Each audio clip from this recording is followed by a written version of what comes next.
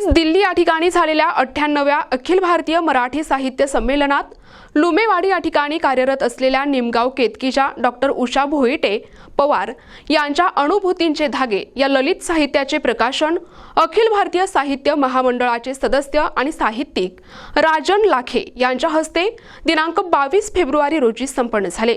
यावेळी मंचावर महाराष्ट्र राज्य साहित्य आणि संस्कृती मंडळाचे रवींद्र बेडकिहाळ, अखिल भारतीय साहित्य मंडळाचे सदस्य डॉक्टर मनोज वराडे, गोमंतक साहित्य मंडळ गोवाचे कोषाध्यक्ष राजमोहन शेट्टे आणि दिल्ली अखिल भारतीय साहित्य संमेलन काव्यकट्टा समन्वयक गोपाळ कांबळे उपस्थित होते। डॉक्टर उषा भोईटे पवार यांचे पहिलेच पुस्तक राजधानी दिल्लीत प्रकाशित झाले। ही इंदापूरसाठी अभिमानाची बाब आहे। त्यांचे हे पुस्तक शब्द त्रिवार प्रकाशनाने प्रकाशित केले असून काजवाकार पोपट काळे यांनी प्रस्तावना दिली आहे। आजवर प्रकाशित आणि अप्रकाशित लेखांचा संग्रह म्हणजेच अनुभूतींचे धागे हा ललित संग्रह आहे। दिल्लीचेही तख्त राखतो महाराष्ट्र माझा असा काहीसा अनुभव या निमित्ताने आल्याचे डॉक्टर भोईटे यांनी सांगितले। या साहित्य संमेलनात BBC न्यूज यांनी देखील डॉक्टर भोईटे यांना संमेलनाध्यक्ष डॉक्टर ताराबाई भवाळकर यांच्या भाषणाविषयी मत विचारले।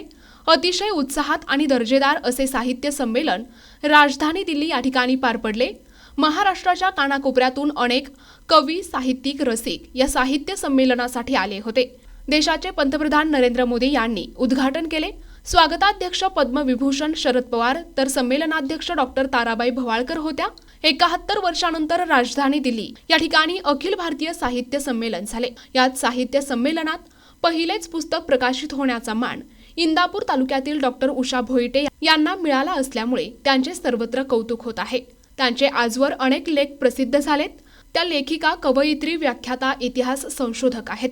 डॉक्टर उषा जयसिंग भोईटे पवार, मी इंदापूर आलेले आहे पुणे जिल्ह्यात आणि या ठिकाणी दिल्ली येथे अभिजात साहित्याला दर्शन मिळाल्यानंतरचं आपलं इतक्या वर्षांनंतर या ठिकाणी अखिल भारतीय मराठी साहित्य संमेलन होत आहे। त्याचा मनापासून आनंद होतो आणि या साहित्य संमेलनाचे आम्ही साक्षीदार आहोत। त्याचाही मनस्वी आनंद होतोय आणि दिल्लीच्या नगरीमध्ये आज आम्ही राजधानीमध्ये आल्यानंतर उपस्थित झालेलो आहोत आणि या साहित्य संमेलनामध्ये माझे स्वतःचे अनुभूतींचे धागे हे पुस्तक देखील प्रकाशित होत आहे।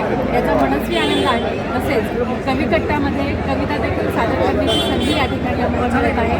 आम्ही महाराष्ट्रातून आलेले सर्व लोक या राजधानीमध्ये येऊन एकत्रित झालेलो आहोत आणि प्रचंड आनंद होतोय की दिल्लीच्या ठिकाणी मराठीतला अभिजात दर्जा मिळाल्यानंतर या ठिकाणी सर्व साहित्यिक एकत्र येत आहेत आणि त्या साहित्यिकांच्या सानिध्यामध्ये आम्हाला 3 दिवस या ठिकाणी घालवायला मिळणार आहेत। ही एक मानवी। प्रतिनिधी मोहसिन शेख, NTV न्यूज मराठी, माळशिरस, सोलापूर।